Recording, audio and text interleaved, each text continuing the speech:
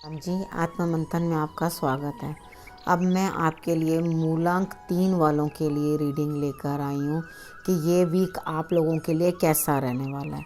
तो जो मैं आपको रीडिंग बता रही हूँ उससे आप समझ लो, क्योंकि जो कार्ड्स भी हमारे अच्छे आते हैं उसके हिसाब से मैं आपको दिन के हिसाब से भी प्लान करके उपाय भी बता देती हूँ और सब बता देती हूँ। और अगर कार्ड अच्छा नहीं आया आपके लिए, उतना प्रोडक्टिव नहीं है कार्ड, तो मैं उसकी जो एनर्जी है उसको कैसे थोड़ा पॉजिटिव में भी चेंज कर सकते हैं उस चीज़ को, उसके लिए आपको गाइड भी करती हूँ, आपको अच्छे से समझा देती हूँ। जहाँ मोटिवेशन की ज़रूरत होती है वहाँ मैं आपको मोटिवेट भी कर देती हूँ। तो छोटी छोटी बातों से डिसहार्टन नहीं होना होता। उतार चढ़ाव जो होते हैं ज़िंदगी के लिए बने ही होते हैं और हमें ऐसे ही चलना पड़ता है। अगर थोड़ी सी गाइडेंस हमें मिल जाए कि हमने ये दिन किस तरह से अपना प्लान करना है, तो हम उसके अकॉर्डिंग ही जो है अपनी गाड़ी चला देते हैं। ठीक है, तो क्या होता है, करना तो वही है, थोड़ा सा पहले माइंड मेकअप हो जाता है, सेट हो जाता है कि हाँ ऐसा होने वाला है, तो हमें इस तरह से जो है अपने लिए बेहतरी रखनी है। ठीक है, तो अब हम बात कर लेते हैं मूलांक 3 वालों के लिए संडे की। ठीक है, संडे वाले दिन ऐसा लग रहा है कि आप बहुत गुस्से में हैं और क्रोध की मात्रा बहुत अधिक है। भाई सबसे पहले तो आप सूर्य नमस्कार कर लेना और थोड़ा सा गुड़ जो है अपने सिर से एंटी क्लॉकवाइज उसार लेना। बाद में जब सूर्य नमस्कार कर लो और उसके बाद आप आ जाओ, अंदर आ जाओ, आ कर के थोड़ा सा इतना सा पिंच ऑफ गुड़ ले लेना, एंटी क्लॉकवाइज उसार के आप जल प्रवाह कर देना, हाथ धो जाना अपने। ठीक है, इतना आपने काम कर लेना है। और उसके बाद अवॉइड करना कि आप मार पिटाई या गुस्से से या बहुत ज़्यादा 3rd डिग्री किसी पे यूज़ ना करें। हो सकता है संडे वाला दिन है, बच्चों की शामत आ जाए, तो आपने अपने आप को जो है थोड़ा संभाल के रखना है। क्योंकि एक्चुअली जो बात है, ये कई बार होता है कि हम लोग एकदम गुस्से में तो आ जाते हैं, तैश में आ जाते हैं और एकदम रिएक्ट कर देते हैं, लेकिन एक्चुअली उसके पीछे रीज़न क्या होता है वो हमें पता नहीं चलता। तो आपको एक्चुअली इस चीज़ के पीछे रीज़न जो है वो समझ में नहीं आ रहा। आप सिर्फ अपने इमोशंस लगा रहे हैं और असल कारण जो है वो आपको चीज़ के पीछे समझ ही नहीं आ रहा। तो आप उस चीज़ के ऊपर वर्कआउट को, कितनी बारी हम लोग वो कार्य कर तो बैठते हैं लेकिन उसके बाद सोचते हैं अरे भैया इसकी तो बेचारे की ऐसी मजबूरी थी, हमने तो बात समझी नहीं। तो आप थोड़ा सा इस चीज़ के ऊपर ध्यान रखो ताकि आपको ये दिक्कत नहीं हो। ठीक है, संडे वाले दिन थोड़ा बस अपने क्रोध पे शांति रखनी है आपने। अब उसके बाद हम बात कर लेते हैं मंडे की।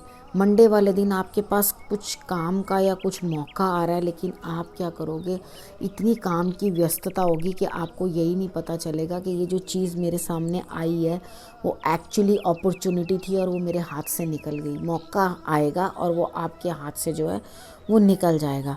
उसके बाद हम बात करते हैं कि आपके लिए कोई ना कोई बड़ा मंडे वाले दिन आपके काम आ सकता है। और अपने पेट का भी आपने बहुत अच्छी तरह से ध्यान रखना है, खान पान के अंदर लापरवाही ना करना, क्योंकि जलन या कुछ ना कुछ दिक्कत इस प्रकार की दिखाई देती है आपको। लेकिन आपने बड़ों की या भगवान की जो भी है, अगर बड़े नहीं हैं, कोई हेल्प करने को नहीं है, हालांकि होगा कोई ना कोई अथॉरिटी वाला होगा इसके अंदर जो आपकी मदद करे और आप उसकी मदद लेकर आगे बढ़ो, तो ये बहुत ही बेटर आपके लिए रिजल्ट्स जो है वो दिखाएगा। क्योंकि एनर्जी जो है आपकी वो कहीं अच्छी जगह लगनी चाहिए, ये कार्ड बता रहा है। तो आप उसको एकदम पॉजिटिव जगह पे लगाओ।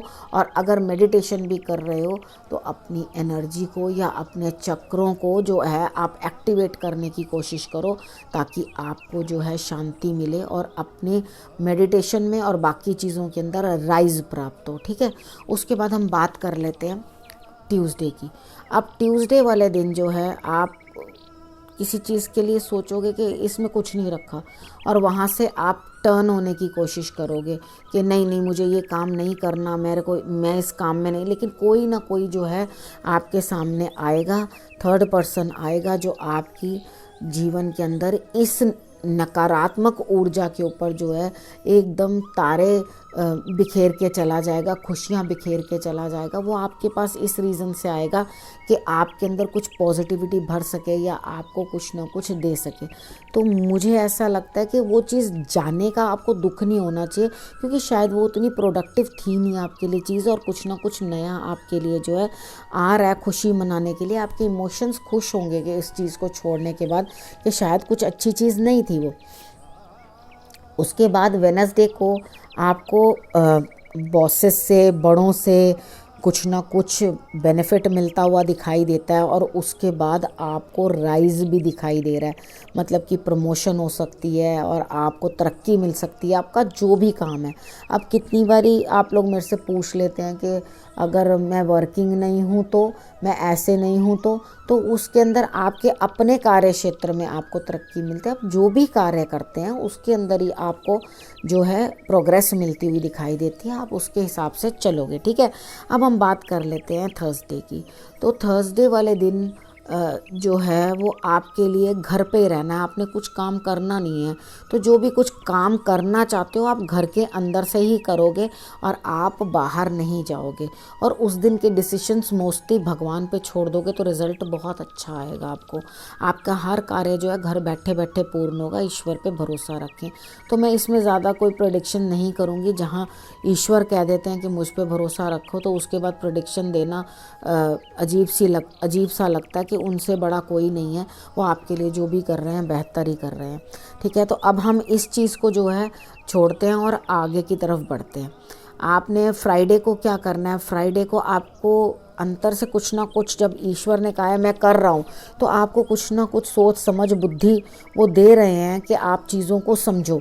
तो वो चीज़ों को जब समझ जाओ तो थोड़ा सा रौब दिखाकर, क्योंकि कई बार क्या होता है हम बहुत लीनियंट होते हैं सबके साथ, तो वो लोग ना काम को डिले करते जाते हैं, क्योंकि उनको लगता है कि सामने वाला बंदा आता है एक छोटी सी रिक्वेस्ट करके ही तो चला जाता है कि प्लीज़ आप ये काम कर लीजिए, तो हमारा कोई बात नहीं, हम कल कर लेंगे, परसों कर लेंगे, चलता है, कोई बात नहीं। जब तक आप गुस्से से नहीं कहो ये काम आज ही होना चाहिए, तो वो उसके माइंड में भी ना जो आता है कि हाँ भाई मुझे ये काम करना है, तो आपको इस तरह से करके अपना कार्य जो है फ्राइडे को करवाना पड़ेगा, और ये ज़रूरी भी है, ठीक है। अब हम बात कर लेते हैं सैटरडे की।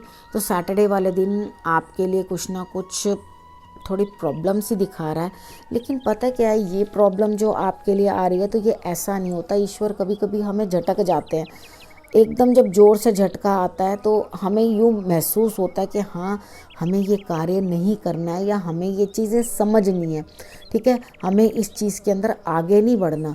तो उसी वक्त क्या होता है, कुछ ना कुछ चीज़ आप अपने मन में लगा देते हैं, अरे भैया मेरा इतना घाटा हो गया, मुझे इतने की चपत लग गई, मेरे को इतने का चुनर, ये मेरे साथ हुआ क्या। तो कुछ नहीं हुआ। कई बार क्या होता है हम थोड़े में ही छूट जाते हैं, पता नहीं भगवान तूने हमें बचा लिया कि हम कहीं से पता नहीं गिर गए या कुछ प्रॉब्लम आ गई, तो हमें थोड़ी चोट लगती है तो हम उठते ही कहते हैं भगवान ने थोड़े में बचा दिया। तो इसका अर्थ है कि इससे ज़्यादा भी अनर्थ हो सकता था, मैं थोड़े में छूट गया। तो कई बार आप अपने मन को जब इस तरह से पॉजिटिव रखोगे तो आपको बिल्कुल भी दुख नहीं होगा।